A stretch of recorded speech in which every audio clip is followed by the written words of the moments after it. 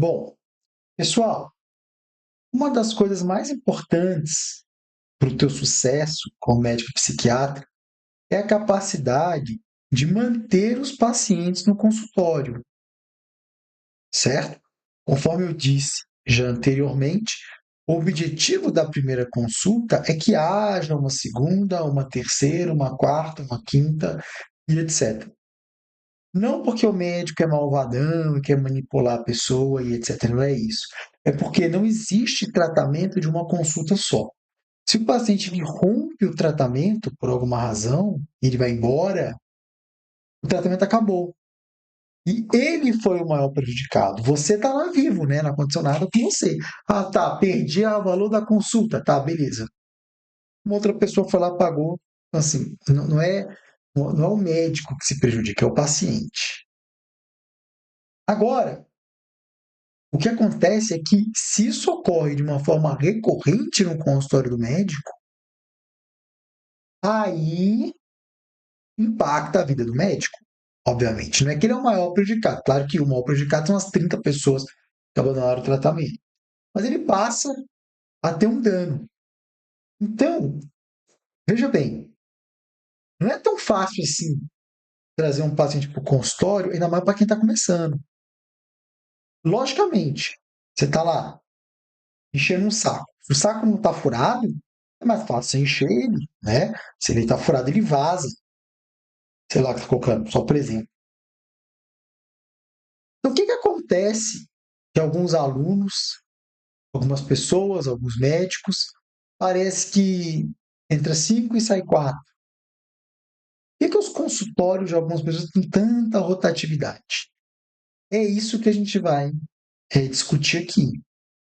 Por quê? A tendência do paciente é realmente ele ir embora. A tendência não é ele ficar. Veja bem, você tem uma impressão contrária.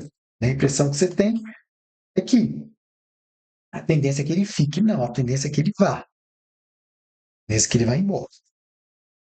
E é bom até, porque uma hora o vínculo tem que acabar. O vínculo não pode ser eterno. Você entende? Porque nada é eterno.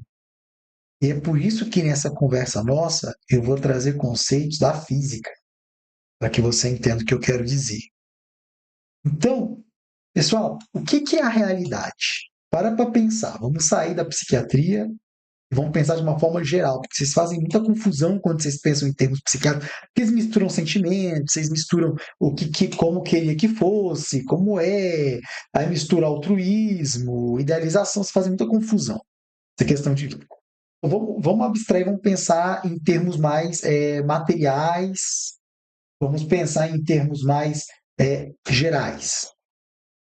O que é o universo? O universo é uma luta caótica de forças. Ponto. Não é difícil você entender isso. Não existe uma espécie de tendência à organização nesse universo que nós conhecemos, nesse mundo que nós conhecemos.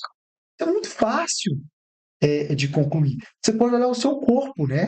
Você está vendo que o seu corpo ele está deteriorando, vai deteriorar, vai sumir. Os bens materiais mais resistentes que você pode imaginar, eles não são resistentes para sempre. Porque tudo precisa respeitar a lei da entropia, a lei da entropia. Então, as moléculas tendem ao estado da desorganização. Provavelmente o tempo ele passa justamente pela desorganização da molécula.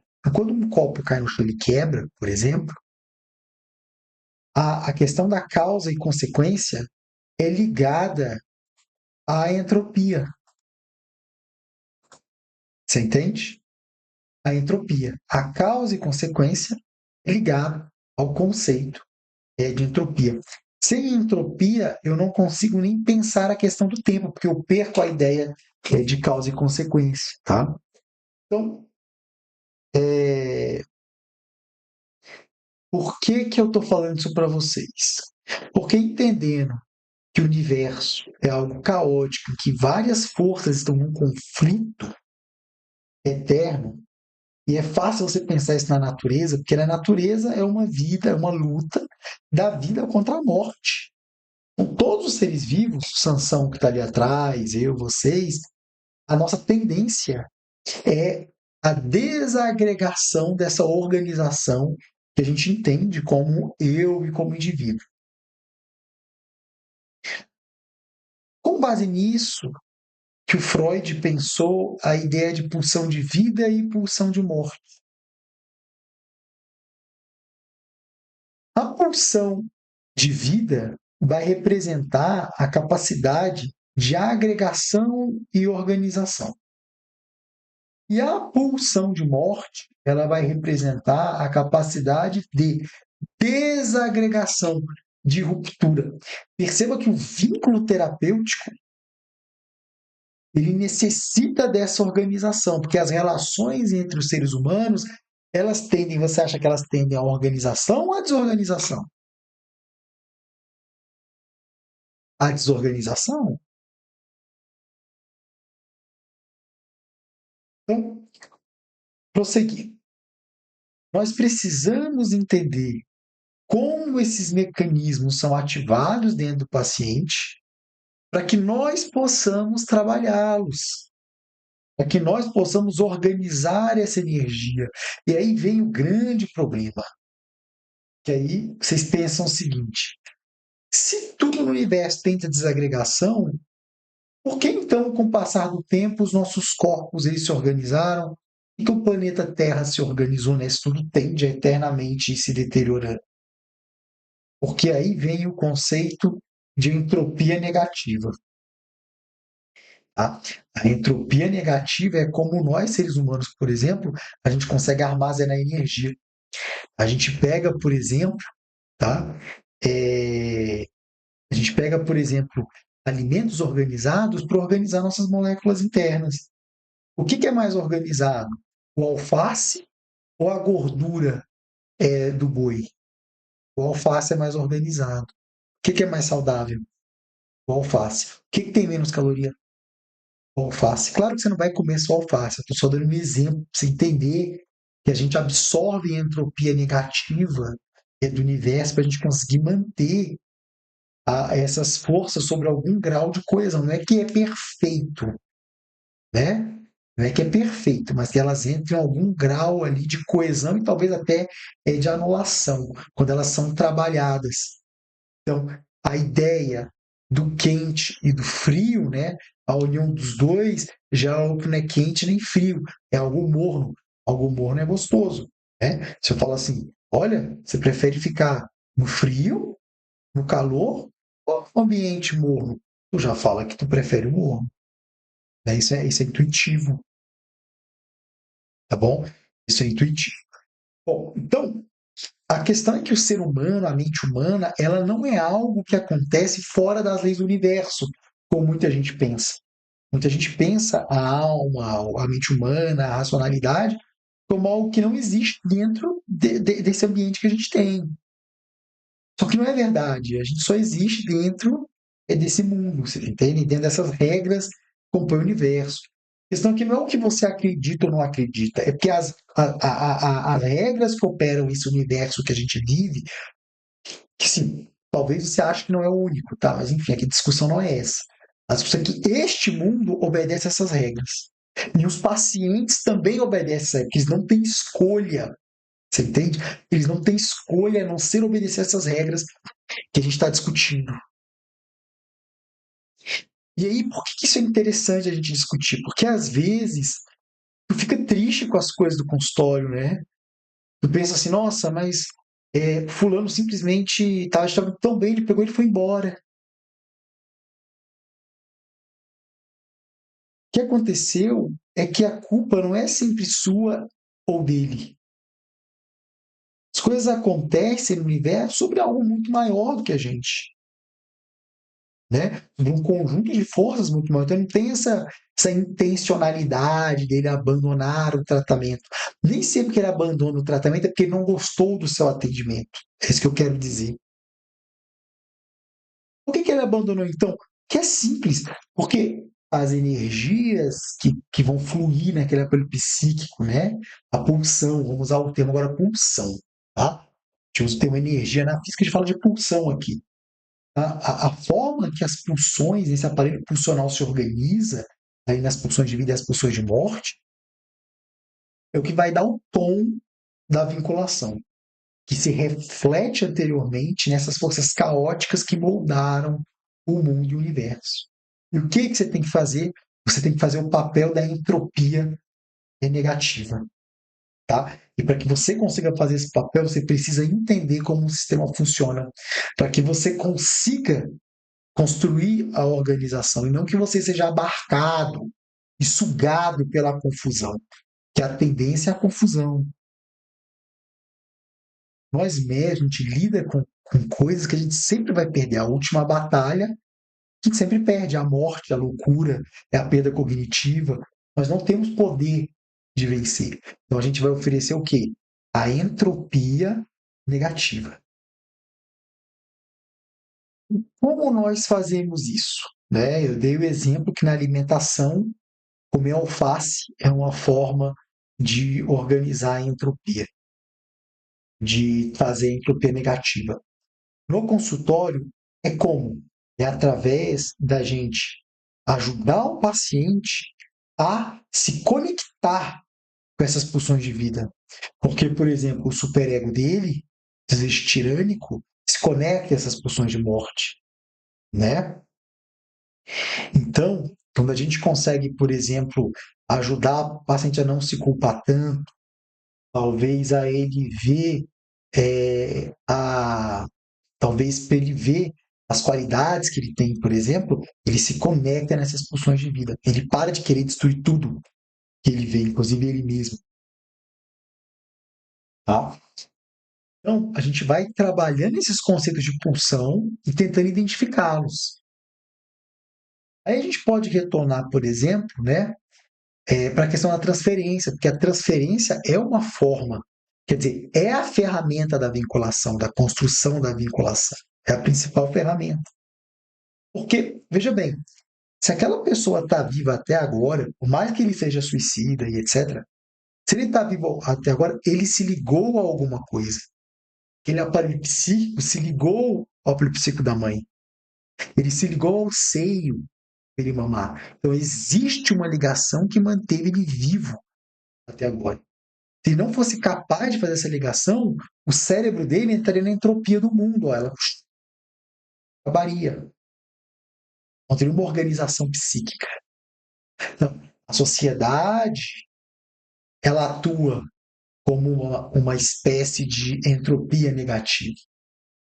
A ideia de identidade, né? Eu me entender como Rafael, como eu, ajuda na questão da entropia negativa.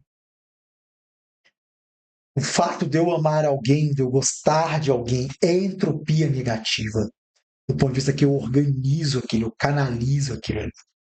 Então, a pulsão de morte é algo desordenado, ele é algo destrutivo, ele é algo não perene, é algo que se perde no universo. E a pulsão de vida não. Ela é direcionada, ela é construtiva, ela é a entropia negativa. Bom, então, a gente vai discutir isso posteriormente, como fazer com que essa entropia negativa vença a entropia do universo. Porque o problema aqui é que a entropia negativa ela é sempre menor do que a entropia, digamos, positiva, da segunda lei da termodinâmica. Porque o universo ele vai continuar pelo fluxo dele. O que a gente consegue organizar são pequenos blocos, pequenos pedaços. Por que eu estou falando isso? Porque às vezes você vai encontrar no paciente muita pulsão de morte, muita desorganização. Vamos dizer no termo leigo, muita loucura espalhada. Mas a questão aqui é a gente conseguir construir essas ilhas de sanidade, a gente ir buscando e organizando elas através do que eu falei para vocês. Tá bom? Então, assim, eu sei que foi um papo meio maluco, né, o que a gente teve. Mas é muito importante você começar a pensar assim e você está organizando a mente do paciente, sempre buscando organizar. Às vezes, você possibilitar ele, ele expressar um sentimento de raiva. É entropia negativa, ele está se organizando. Quando ele sente, quando ele tem aquela raiva, ele descarrega aquilo, às vezes deixa de ser o combustível ali daquele supremo que está chicoteando ele consegue falar,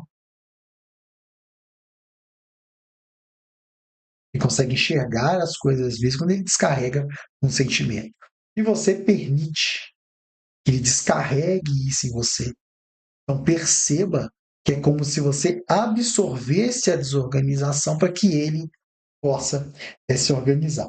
E é por isso que a gente tem que estar sempre pensando e sempre se organizando, e preferencialmente cada um no seu tratamento para lidar com essa entropia do universo. Tá, pessoal? E para finalizar, eu queria só ressaltar um ponto. Não fiquem presos no mundo das hipóteses, né? Porque às vezes o paciente, por exemplo, acontece uma coisa triste, ele se suicida, né? Uma coisa que machuca muito a gente. Ou então acontece ele abandonar o tratamento, recair na droga, o exemplo que você quiser, que a vitória é da pulsão de morte, né? Você precisa entender que existe um determinismo psíquico e que essas forças, elas são ligadas às forças do universo, cara. É uma coisa muito doida. Isso é muito grande, isso que eu estou discutindo com vocês. E nós somos criaturinhas muito pequenininhas. Você entende? A gente não tem como evitar que a entropia aconteça. A entropia é a regra que o universo foi constituído, foi criado com essa regra. Uma coisa infinitamente grande. Então, a questão é que é como se fosse uma grande escuridão e a gente atua como uma pequena luz que ajuda o paciente a iluminar um ponto ali e outro que tem dentro dele, tá bom? Bom, eu sei que ficou meio, né, um papo viajado, né, mas acho que deu aí para entender. Eu só quis mostrar que isso é muito maior, tá, do que essa prática clínica nossa, para que você pare de ficar lutando, né? Porque dentro de você existe alguma coisa que você quer meio que vencer a forma que o universo funciona. Hoje tem muito isso dentro das pessoas, né? Só que não é assim que as coisas funcionam. Nós não temos isso, nós somos criaturas pequenas. A gente reconhecer a nossa pequenez, na verdade, é uma forma de grandeza. Porque a gente arruma muito mais confusão negando a realidade do que aceitando, mesmo que doa, tá? Isso é algo que vocês vão aprendendo aí ao longo da prática clínica de vocês. Por quê? Porque quando eu me enfrento à realidade, eu consigo sofrer a realidade e construir ferramentas para lidar com ela. Quando eu nego a realidade, eu não construo essas ferramentas.